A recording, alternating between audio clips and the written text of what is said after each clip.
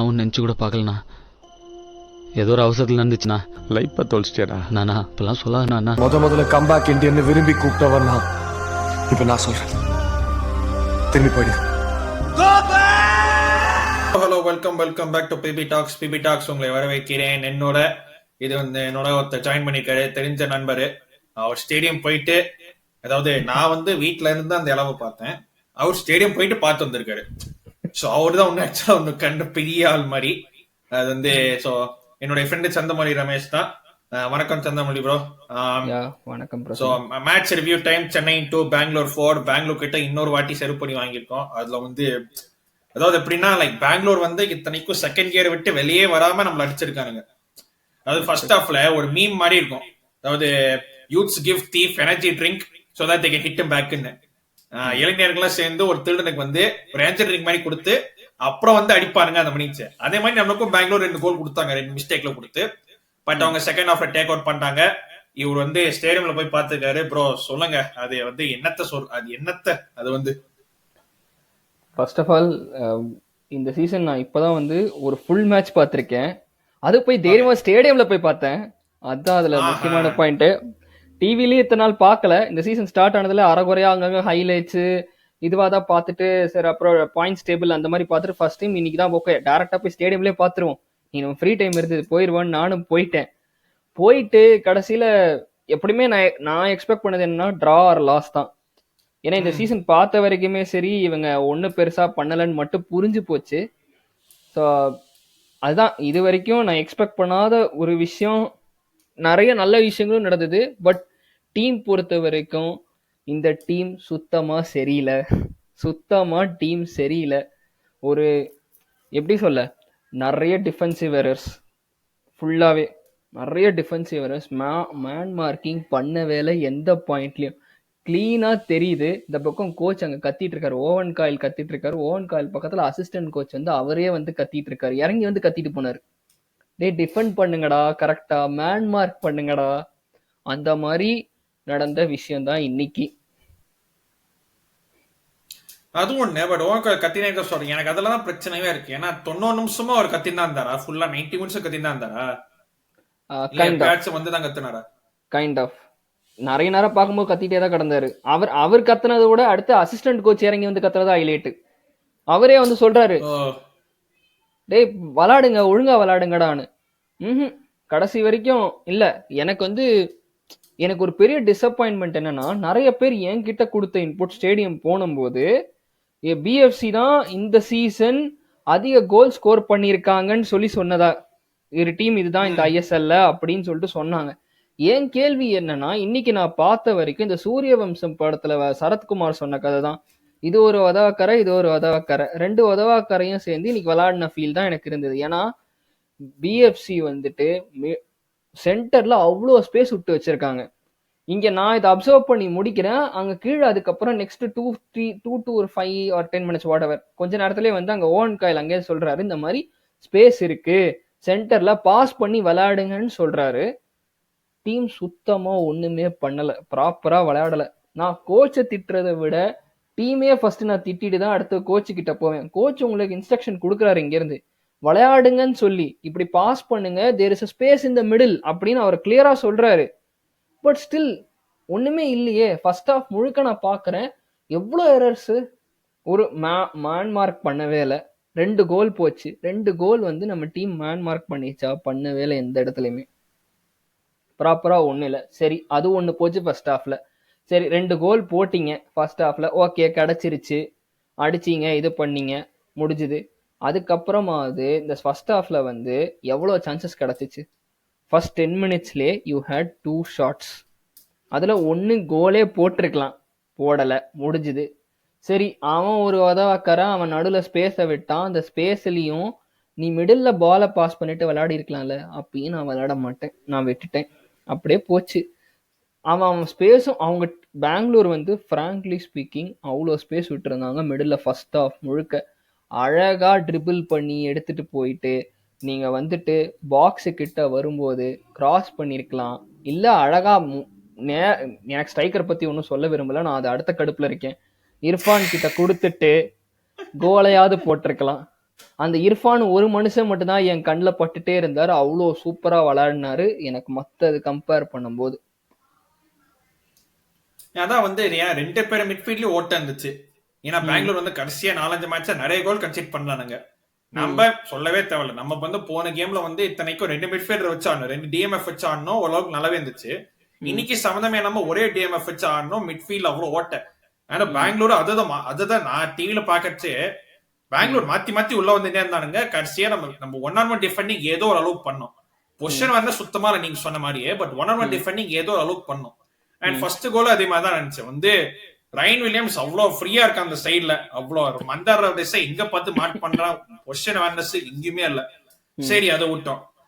உடனே நம்ம 3 நிமிஷம் கழிச்சு நம்ம ஸ்கோர் பண்ணோம். அது எனக்கு பிடிச்ச விஷயம் என்னன்னா, லைக் ஃபர்ஸ்ட் 2 கன்சிடர் பண்ணதுக்கு அப்புறமா நம்ம வந்து உடனே நம்ம 2-3 மினிட்ஸ் தான் திரும்ப வந்து ஸ்கோர் பண்ணிட்டோம்.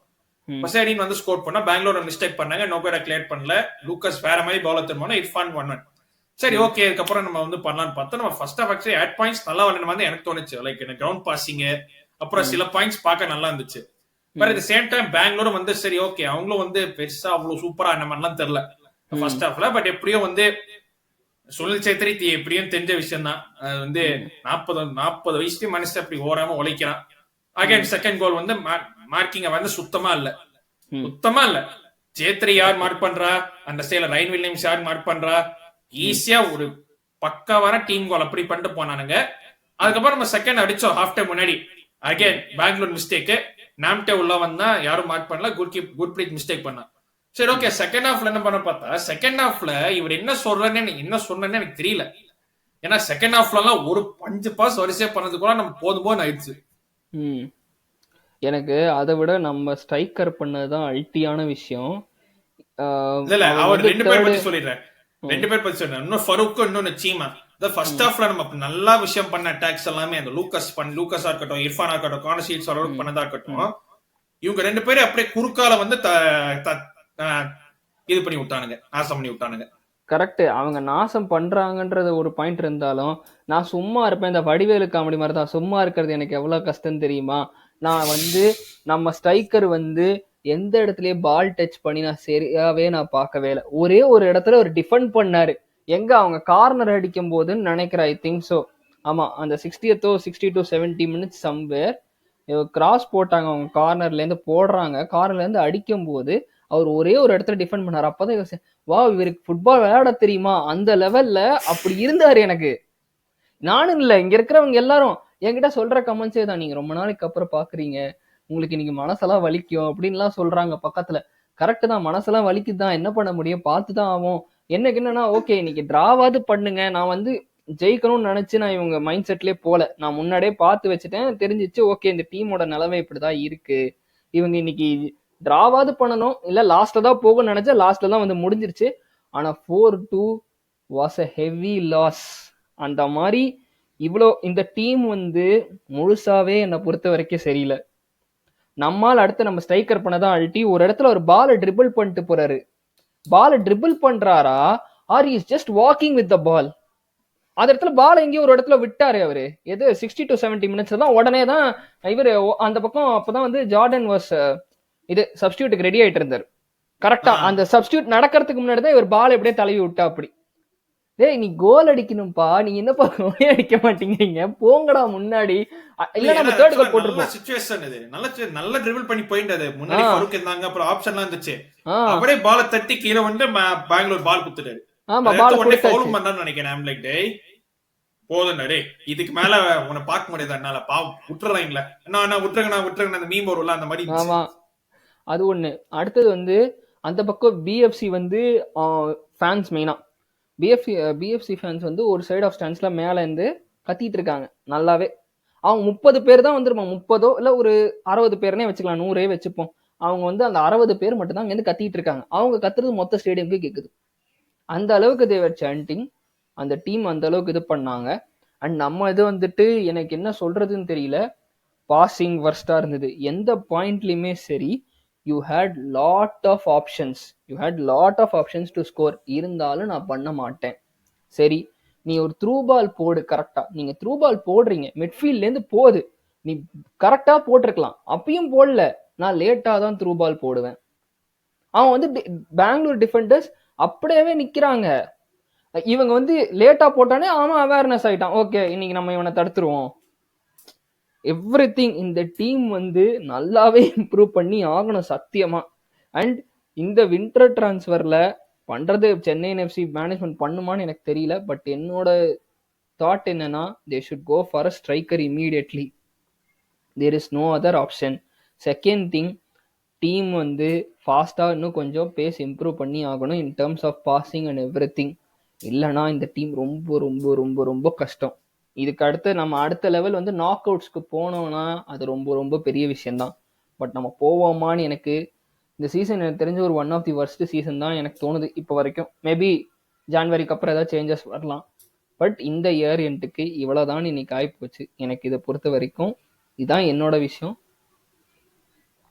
இல்ல நீங்க சொல்றீங்க அந்த பாசிங் எல்லாம் இருக்குன்னு, பட் அதுக்கேற்ற மாதிரி நமக்கு பிளேயர்ஸ் இருந்தாங்க. ஏன்னா போன கேம்ல கியான் நஸ்ரி நல்லா இருந்தாரு, ஜித்தேந்தர் நல்லா இருந்தாரு. ஓன் கார் வந்து உன்னுடைய பரிசு இப்ப பெஞ்சில் உட்காரு அதான் பண்ணி விட்டாரு. ஏன்னா நம்ம சப்ஸ்டியூஷன்ஸ் கூட அவ்வளவு மட்டமா சப்ஸ்டியூஷன்ஸ் வந்து கோல் அடிச்சதுக்கு அப்புறமா சப்ஸ்டியூட் பண்ணாரு. ஓ ஐயோ கன்சிட் பண்ணிட்டோமே நம்ம சப்ஸ்டியூட் பண்ணாம அப்படின்னு சொல்லிட்டு அவ்வளவு லேட் சப்ஸ்டிடியூஷன்ஸ். லைக் லைக் இந்த சரியான பிளேயர், இந்த கரெக்டான பிளேயர்ஸ் பொசிஷன் ஆட விட்டீங்கன்னாவே ஏதோ வரும், சுமாரா ஏதோ வரும். இப்ப இர்ஃபான் இப்ப வந்து லாஸ்ட் 2-3 கேம்ஸ் நல்லா ஆடிட்டு இருக்கான். ஏன் அவனை முன்னாடி ஸ்ட்ரைக்கர் பொசிஷன்ல போயிட்டு அங்க ஆடுறான்னு சொன்னதுனால. ஸ்ட்ரைக்கரா ஓரளவு பெட்டராவே ஆடுறான். லூக்கஸ் பெமிலா நம்ம அவனோட எஃபெக்ட் பாக்குறோம். கால்ல பால் விழுந்துச்சுன்னா இன்ஸ்டெட் ஆஃப் சும்மா இந்த மேல தூக்கி போட்டது வரல, கால பால் போட்டீங்கன்னா நீங்க நல்லாவே ஆனார் லூக்கஸ். லாஸ்ட் 2-3 கேம்ஸ் அவர் தான் நல்லா ஆடுறாரு. Corner shields at points he was good. சில பாயிண்ட்ல வந்து டேய் நடுவுல ஓடுறா சும்மா அவனா விங்குக்கு ஓடுறாதா அப்படின்னு அதுதான் இருந்தோம். மிட்ஃபீல்டு நான்டே நினைச்சு எனக்கு பாவமா சரி he was left alone to tie அந்த லோன் மிட்ஃபீல்டு வச்சு. ஏன்னா கார்னர் ஷீல்ட்ஸ் மிட்ஃபீல்டர் இல்ல. இதை திரும்ப படிச்சு சொல்லியாச்சு, அவரும் கேட்க மாட்டாரு. டிஃபென்ஸ் வந்து நான் வந்து டின்லியானாக்கு நான் முட்டு கொடுத்தேன். நான் ஒரு நாளைக்கு மண்டாருக்கு முட்டு கொடுக்க முடியாது. அது வந்து என்னத்த சொல்றதுன்னே தெரியல. லைக் எனக்கு என்னன்னா 1-on-1 டிஃபெண்டிங்ல ஏதோ பண்றீங்க, லைக் ஓரளவுக்கு அட்டாக் பண்ணீங்க. பட் பொசிஷன் அவேர்னஸ் சுத்தமா இல்ல. பொசிஷன் அவேர்னஸ்லாம் உங்களுக்கு எல்லாம் சொல்லித்தர முடியாதுங்க. நீங்களா பார்த்து இது பண்றது தானே. நீங்க எப்படி பாத்தீங்க அந்த பொசிஷன் அவேர்னஸ்? நான் வந்து பொசிஷன் அவேர்னஸ்ன்றதை விட நான் மெயினா அந்த இடத்துல என்ன சொல்ல வருவேன்னா, நீங்க வந்து இப்போ என்ன சொல்றது, ஒரு ஆப்போனன்ட் ஹாஃப்ல இருக்கீங்க. ஓகே, இப்போ கார்னர் வருது. ஓகே, கார்னர் வந்துருச்சுன்னா உங்களுக்கு பின்னாடி 2 டிஃபெண்டர் நிக்க வச்சிருப்பீங்களா இல்லையா? 2 டிஃபெண்டர் வந்து நிக்க வச்சிருக்கணும். நான் பாக்குறேன் அங்க ஒரு டிஃபெண்டர் தான் நின்றுட்டு இருக்கான். அப்புறமா ஷீல்ஸ் சம்படி வசை இன்னொரு டிஃபெண்டர் போய் நில்லுங்க. இதுவே வர்ஸ்ட் சினாரியோல இருக்கு பொசிஷன் அவேர்னஸ்ல. நான் இதுவே பார்க்க முடியாம, நான் டைஜஸ்ட் பண்ண முடியாம நிக்கிறேன். என்னது இது, நீங்க ஒருத்தர் தான் நிக்கிறாங்க இன்னொருத்தரை காணும், அந்த மாதிரி ஒரு நிலைமை. இதுவே வர்ஸ்டா இருக்கு. ஃபர்ஸ்ட் ஆஃப் ஆல் நான் அப்புறமா தானே அடுத்தடுத்த லெவலுக்கு போக முடியும். அவங்களுக்கு கார்னர் கிடைக்குது, அங்கேருந்து அவங்க இது பண்றாங்கன்னா ஓகே நமக்கு ஸ்கோர் பண்ணிடணும். ராகுல் பைக் ஓபன் ஹெடரோட ஓடி வரான் அப்படியே எவனும் மார்க் பண்ணாம ஃபர்ஸ்ட் மினிட்லயே. அண்ட் எல்லா இடத்துலயுமே சரி, நம்ம டிஃபென்ஸ் வந்து ஒரு இடத்துல கூட கரெக்டா மார்க் பண்ணவே இல்லை. ஒரு இடத்துல கூட இல்லை. அவங்க போட்ட 4 கோலுமே சரி நீங்க பாத்தீங்கன்னா ஏதோ ஒரு ஓட்டம் இருந்துட்டே இருக்கு. இப்ப அவன் ஒரு பிளேயர் ஓடுறான்னா இன்னொரு பிளேயரும் சேர்ந்து ஓடுவான். ஆனா இங்க என்ன நடந்துச்சுன்னா, யாரும் எனக்கு ஓடின மாதிரி என் கண்ணில் படல. மேபி நான் ஸ்டேடியம்ல பார்க்கும்போது அப்படி தெரிஞ்சிச்சான்னு எனக்கு தெரியல. மேபி டிவில நீங்க பார்த்தீங்கன்னா தெரிஞ்சிருக்கும். ஒரு எக்ஸாம்பிளுக்கு இன்னைக்கு செத்ரி கோல் ஸ்கோர் பண்ணும்போது நான் நோட்டீஸ் பண்ணேன், அவர் ஸ்கோர் பண்ணிட்டு போயிட்டாரு, பின்னாடி டிஃபெண்டர் நின்று இருக்கான். Nobody was there to mark him. And இன்னொரு கோலுமே ஃபர்ஸ்ட் கோலுமே அப்படிதான், எல்லா கோலுமே அப்படிதான் எனக்கு போச்சு நான் பார்த்த வரைக்கும். தேர் லாட் ஆஃப் மிஸ்டேக்ஸ் இந்த டீம். அண்ட் இன்னொன்னு அந்த லாஸ்ட் என்னால் அக்செப்டே பண்ணிக்க முடியாது அந்த ஓன் கோல். அதெல்லாம் செத்துட்டேன் நான் அதை பார்த்துட்டு. விளாடுங்கடா அப்படின்னா என்ன பண்ணிட்டு இருக்கேன், இல்ல என்னோட நெட் நான் கோல் ஸ்கோர் பண்ணேன் அந்த மாதிரி லிட்டரலா இருந்தது. அந்த ஓன் கோல் பத்தி நீங்க என்ன நினைக்கிறீங்க? அதாவது அதான் நம்ம சம்மப் பண்ணிச்சுன்னு நான் சொல்லுவேன் நான். ஏன்னா வந்து அது பார்த்து எனக்கு சிரிப்பு தான் வந்துச்சே தவிர எனக்கு வந்து அது 5 stages ஆஃப் கிரீஃப் எல்லாம் தண்ணி நான் போய் அக்செப்டன்ஸ் ஸ்டேஜுக்கு நான் வந்துட்டேன், சிரிச்சிட்டேன் லிட்டரலா. ஏன்னா வந்து அதெல்லாம் ஏன்னா அவனுக்கு டில்லியாமே ப்ரெஷரும் இல்லை, பக்கத்துல எந்த பிளேயரும் பின்னாடி அட்டாக் பண்ணவும் வரல. ஒரு சிம்பிளா ஒரு டச் எடுத்து வெளில கிளியர் பண்ணிக்கலாம்னா அவ வேற ஏதோ ட்ரை பண்ணி ஐ திங்க் அவ ஷின்ல பட்டு உள்ள போச்சுன்னு நினைக்கிறேன். நவாஸ் பாவம், அவன் நினைச்சா பாவம் இருக்கு. ஆக்சுவலா நவாஸ் இல்லைன்னா இன்னைக்கு 7-8 கோல் போயிருக்கும். அந்த அளவுக்கு நம்ம டிஃபென்ஸ் வந்து பெங்களூர் வந்து கோல ஷாட் அடிச்சுட்டே இருந்தானுங்க. இத்தனைக்கும் அவங்க வந்து they did not even play well. Bangalore நல்லாவே விளையாடல, நல்லா விளையாடாமே நம்மள போட்டோ நடிச்சிருக்கானுங்க. எனக்கு that summed us all up. எனக்கு சிரிப்பு தான் வந்துச்சு எனக்கு லிட்டரலா. லைக் வந்து எனக்கு கடைசியில வந்து பெங்களூர் வந்து லைக் லாஸ்ட் 10 மினிட்ஸ் நீங்க பாத்துருந்தீங்கன்னா யார் வந்து ஃபோர்ட் ஓப்பன் உங்களுக்கே டவுட்டா இருக்கும். ஏன்னா பெங்களூர் தான் பால் வச்சு ஆடினானுங்க, நம்மளால ஒரு பாஸ் கூட பண்ண முடியல. கரெக்ட். லிட்டரலா கடைசி 5-10 மினிட்ஸ் வச்சு சரி ஓகே நம்ம நடக்கலாம், ட்ரெயின் செஷன் தானே, வாங்க ஜாலியா நடக்கலாம் அப்படின்னு ஆடினானுங்க பெங்களூர். அது அவங்க விளாடினாங்கன்றது ஒரு பக்கம் இருந்தாலும் சப்ஸ்டியூஷன் வந்து வின்சியை உள்ள கொண்டு வந்தாங்க. நான் பார்க்கும்போது வின்சி வந்த போது அந்த இடத்துல ஒரு சேஞ்ச் இருந்தது. இது அதை வந்து அதுல வந்து சரி ஓகே டீம் லைன் அப் ஏதோ ஒன்று எடுத்துட்டு வந்துட்டாங்க, போச்சு ஓகே. ஃபர்ஸ்ட் ஆஃப் 2-2 இருக்கு. ஒரு பாயிண்ட்டுக்கு மேல பிளேயர்ஸ் வந்து ரொம்ப டயர்ட் ஆக ஆரம்பிச்சிட்டாங்க. கிளியரா பார்த்தோன்னா தெரிஞ்சிருக்கும். 60th மினிட்ல டயர்ட் ஆக ஆரம்பிச்சாச்சு. 60th மினிட்லயே நீங்க ஒரு சப்ஸ்டியூஷனை இறக்கி கடகடன் இறக்கி கொண்டு வருவீங்களா இல்ல லேட்டா கொண்டு வருவீங்களா? இங்க எல்லாமே லேட்டா தான் நடந்தது. வின்சியை முன்னாடியே கொண்டு வந்திருக்கலாமே. அப்ப கூட கொண்டு வந்திருந்தா வின்சி வந்ததுக்கு அப்புறமும் கூட அவங்க வந்து எவ்வளோ 4-2 நம்ம இருந்தோம். அவங்க இருக்கும்போது நமக்கு அப்புறமும் 2 சான்ஸ் கிடைச்சிச்சு, நம்ம அதையுமே ஸ்கோர் பண்ணல. லிட்டரலி டர்ன் பண்ணி ஷாட் மிஸ் பண்ணா அதுக்கப்புறம் கியான் வந்து ஒரு கீப்பர் சேவ் இது பண்ண வச்சான். ஆமா, அதுவும் வந்து எப்படின்னா அதுல இன்னொரு காமெடி நடந்தது. என்னன்னா பாலை ஃப்ரண்ட் வரை எடுத்துட்டு போயிட்டாங்க. Right side there was a space, you could have pass the ball to right wing. ஆனா இங்க இன்னும் நடந்தது லெஃப்ட் விங் கிட்ட. நிறைய ப்ராப்ளம்ஸ் இருந்தது. அடுத்தது மிட்ஃபீல்டு த்ரூ பால் போடுறதான். அந்த மிட்ஃபீல்டு த்ரூ பால் போட்டது ஏன் நான் இத்தனை வாட்டி எனக்கும் சொல்றேன்னு தெரியல, அது மனசுல அப்படியே பயஞ்சு போய் நின்று போச்சு. த்ரூ பால் போடுங்க சீக்கிரம் போடுங்க, போட்டிங்கன்னா அவங்க கோல் அடிப்பாங்க. இல்ல நான் லேட்டா போடுறேன். லேட்டா போட்டாங்க. இங்க எல்லாரும் கத்திக்கிட்டு இருக்காங்க, பக்கத்துல இருக்காங்களா ஃபேன்ஸ் எல்லாருமே அந்த அளவுக்கு எல்லாம் வெறுத்து போயிட்டாங்க இன்னைக்கு நடந்ததை வச்சுட்டு. இதான் நான் அப்சர்வ் பண்ண விஷயம் ஆக்சுவலா இது வரைக்கும் இந்த கேம் பத்தி. பட் இந்த டீம் கண்டிப்பா இப்படியே கண்டினியூ பண்ணாங்கன்னா there is no other option and Chennai FC has to go for a striker immediately. என்னை பொறுத்த வரைக்கும் நான் வந்து அதுக்கு முன்னாடியே ஒன்று சொல்லுவேன். எனக்கு தெரிஞ்சு ஓன் காயில் தேவ்சி இதுக்கு மேல there is no case to keep. ஏன்னா நீங்க சொன்னீங்க லைக் அவ்வளோ பார்க்கல, நீங்க ஃபர்ஸ்ட் மேட்ச் தான் ஃபுல்லா பாத்தீங்க. நீ ஆக்சுவலா நிறைய மேட்சஸ் ஃபுல்லா பாத்தீங்களா, உங்களுக்கு வந்து நான் சொல்றதா உங்களுக்கு ஓரளவுக்கு எக்கோ ஆகும். ஏன்னா வந்து ஒரு மேனேஜர் வரல இவ்வளோ ஸ்டப்பனா நான் என்னோட பிளேயர்ஸ் தான் கொண்டு வரேன். சரி ஓகே நீ பிளேயர்ஸ் ஆடுவே, அதுல பிரச்சனை இல்லை. பட் நீ அவங்க கிட்ட பெஸ்டா கொண்டு வரணும். நீ ஒரு பிளேயர்ட்ட இருந்து பெஸ்டா கொண்டு வர வேண்டியதான் மேனேஜரோட அபிலிட்டி. நீ என்ன இதுல என்ன காமெடினா அதே பிளேயர்ஸ் இறக்கி விடுறது, அதே பிளேயர்ஸ் தான் கட்டினே இருக்காரு. எனக்கு அதுல ஒரு பெரிய கேள்வி, நீ உண்மையிலேயே ட்ரைனிங் எடுக்கிறியா இல்ல உனக்கு அந்த பிளேயர்ஸ் மேல நம்பிக்கை இல்லையான்னு. ஏன்னா 90 மினிட்ஸ் கத்தினே இருந்தா ஒரு உண்மையிலேயே ட்ரைனிங் எடுக்கலையான்னு ஒரு பெரிய கேள்வி. அதுக்கப்புறம் சப்ஸ்டிடியூஷன்ஸ், கோலச் அப்புறம் தான் சப்ஸ்டிடியூஷன்ஸ் வந்து நான் என்னோட வாட்ஸ்அப்லயே சொன்னேன் வந்து 45 மினிட்ஸ் 50 மினிட்ஸ்லயே வந்து சீக்கிரமா அந்த சப்ஸ்டிடியூட் பண்ணலாம். ஏன்னா பெங்களூர் டிஃபென்ஸ் அவ்வளவு வீக்கா இருந்துச்சு. மிட்ஃபீல்ட் அவ்வளவு பெரிய ஓட்ட, அவங்க டிஃபென்ஸ் ஷேப்ல இல்ல, மாத்தி பண்ணி மிஸ்டேக் பண்ணானுங்க. அவங்க லைக் நம்ம நிறைய எல்லோ கார்டு எஸ்கேப் பண்ணாங்க. நிக்கில் பொஜாரி எல்லோ கார்டு எஸ்கேப் பண்ண, நவரம் ரோஷன் எல்லோ கார்டு எஸ்கேப் பண்ண, வாங்கிருக்கணும் 4 சேலஞ்ச் பண்ணாங்க, எல்லோ கார்டு வாங்கல. அதை எக்ஸ்ப்ளாய்ட் பண்ணி நம்ம செகண்ட் ஹாஃப்ல பண்ண பார்த்து இல்ல வெயிட் பண்ணிட்டே இருக்க மனுஷன், நான் எப்போ நான் பண்ணுவேன் சொல்லிட்டு வெயிட் பண்ணிட்டே இருக்க மனுஷன். அப்புறம் அது வந்து இட்ஸ் லைக் வந்து கடைசியில எல்லாருமே வந்து லைக் என்னோட சாட்லயே வந்து ஷாக் நிறைய ஆயிடுச்சு இந்த மாதிரி. சோ பட் என்ன பிரச்சனைனா ஓன் கோயிலுக்கு வந்து 2026 வரைக்கும் கான்ட்ராக்ட் இருக்கு. சோ அவரை ஷாக் பண்ணோம்னா அவரை பே ஆஃப் பண்ணித்தான் ஆனோம், இல்ல அவரா போனதான் உண்டு. பிகாஸ் எனக்கு வந்து இங்க சில விஷயம் ஆடுற மாதிரி தெரியல. எஸ்பெஷலி வந்து இந்த செகண்ட் ஹாஃப்ல வந்து ஆடுறது பார்த்தா கடைசி 2-3 மேட்சா வந்து ஹாஃப் டைம்ல அப்படி என்னதான் சொல்றாரு அப்படின்னு எனக்கு டவுட்டா இருக்கு. ஏன்னா செகண்ட் ஹாஃப்ல நம்ம வந்து குடிச்சிட்டா அந்த மாதிரி ஆடணும், அந்த மாதிரி இருந்துச்சு. பட் வந்து சொல்லுங்க. இது ஓவன் காயில் வந்து ஒரு பக்கம் இவங்க சாக் பண்றாங்க, இதெல்லாம் அக்செப்டட் பாயிண்ட் தான். ஆனா இப்போ இனிமேல் நடக்க போற மேபி ஒரு புது மேனேஜரே கொண்டு வராங்கன்னே வச்சுக்கலாம். இது ஃபுல்லாவே இந்த டீமே புதுசாக தான் ஃபார்ம் பண்ணும். There is no other option. இந்த டீம் வச்சு எப்படி கொண்டு போறாங்கன்னு எனக்கு ஐடியா இல்லை. இப்போ நாளைக்கு ஓவன் காயை ஸ்டாக் பண்ணாலும் இன்னொரு மேனேஜர் வந்தாலுமே சரி, இல்லச்சே இப்போ இன்னொரு 2-3 நாள்ல ஸ்டாக் பண்ணிட்டாங்கன்னே வச்சுக்கலாம். அது பே ஆஃப் பண்றாங்க, அதெல்லாம் அடுத்த விஷயம். அதை மேனேஜ்மெண்ட் பார்த்துட்டு அவங்க என்ன பண்ணிட்டுன்னு விட்டுலாம். இப்போ அடுத்தது இன்னொரு மேனேஜர் வந்தாலும் can he lead Chennai FC to knock out stage at this point? எனக்கு தெரிஞ்சு இந்த டீம் என்னை பொறுத்த இல்ல வரைக்கும் எனக்கெல்லாம் நாக் அவுட் ஸ்டேஜ் தான். I am not worried about knock outs இந்த டைம்ல. ஏன்னா நம்ம வந்து 14 கேம்ஸ் ஆடியாச்சு, இன்னும் 10 கேம் இருக்கு, 9th இருக்கும். நமக்கு கீழே இருக்கிற டீம்ஸ் எல்லாம் ஒரு கேம் அதிகம். ஏன் ஒண்ணும் இல்ல, கேரளாவும் ஈஸ்ட் பெங்காலும் அவங்க கேம் என்ன ஜெயிச்சிட்டாங்கன்னா நமக்கு மேல போயிடுவாங்க. நமக்கு மேல இருக்க சில டீம்ஸோட நம்ம 2 கேம் 3 கேம் அதிகமாவே ஆடி இருக்கோம். எனக்கு at this point of time எனக்கு பிளே ஆஃப்ஸ் பத்தி இல்லைனாலும் அட்லீஸ்ட் சம்திங் ஏதாச்சும் ஒரு play off style playing way mistakes பண்ணுவோம், அது எனக்கு பிரச்சனை இல்லை. அட்லீஸ்ட் கொஞ்சம் பிளேயிங் ஸ்டைல் கொண்டு வந்து சீசன் நல்லா முடிச்சோம்னா அடுத்த சீசன் ஓகே இதை வச்சு நம்ம பில்ட் பண்ணலாமே அப்படின்னு தான் இருந்துச்சு எனக்கு வந்து. ஏன்னா இந்த மாதிரிலாம் பார்த்துட்டு எப்படிங்க பிளே ஆஃப்ஸ் யோசிக்க. சரி ஓகே பிளே ஆஃப்ஸ் போலாம், பிளே ஆஃப்ஸ் போயிட்டு அதுக்கப்புறம் என்ன பண்றது? கரெக்டு தான். அட்லீஸ்ட் அதுவாது போனாவது ஓரளவுக்காவது இங்க இருக்கிற மக்களாவது சந்தோஷப்படுவாங்களா, அவ்வளவுதான், வேற எதுவுமே கிடையாது.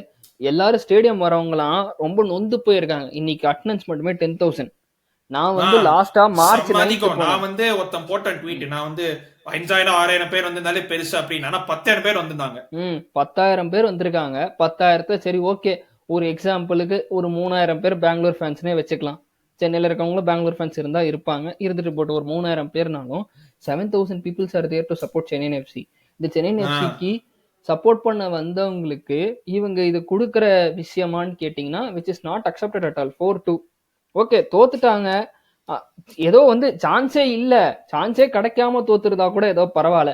ரொம்ப கஷ்டமான டீம் என்கிட்ட எல்லாரும் போய் அதான் ஃபர்ஸ்ட் சொன்ன சென்டென்ஸ் தான். நிறைய பேர் நாங்க உள்ள போனும்போது என்கிட்ட சொன்ன விஷயம், பெங்களூர் தான் இந்த சீசன் நிறைய கோல்ஸ் அடிச்சிருக்காங்க. ஓகே அவங்க கோல் அடிச்சிருக்காங்க, நான் அதை அப்புறம் அவங்க ஷேப் நான் பார்க்க ஆரம்பிச்சோன்னே புரிய ஆரம்பிச்சிருச்சு. They are not at all, they are also not balanced. எந்த டிபார்ட்மெண்ட்லயுமே சரி ஓகே, அங்க பக்கம் அவங்களுக்கு ஸ்ட்ரைக்கர்ஸ் நல்லா இருக்கு, செட் பீஸ் அவங்க ஸ்கோர் பண்ணுவாங்க, அதெல்லாம் அக்செப்டட். ஃப்ரீ கிக் 3 ஸ்கோர் பண்ணுவார், வாட் எவர் கோஸ். பட் மிட்ஃபீல்ட்ல ஸ்பேஸ் இருந்துச்சு, இது பண்ணல, முடிஞ்சிருச்சு. சரி அவங்க அதை பண்ணாங்கன்னா அவங்க டிஃபென்ஸ் வந்து அவங்க மிஸ்டேக் பண்றாங்களோ இல்லையோ நம்ம ஆளுங்களே மிஸ்டேக் பண்ணி கவுத்துட்டாங்க எல்லாமே.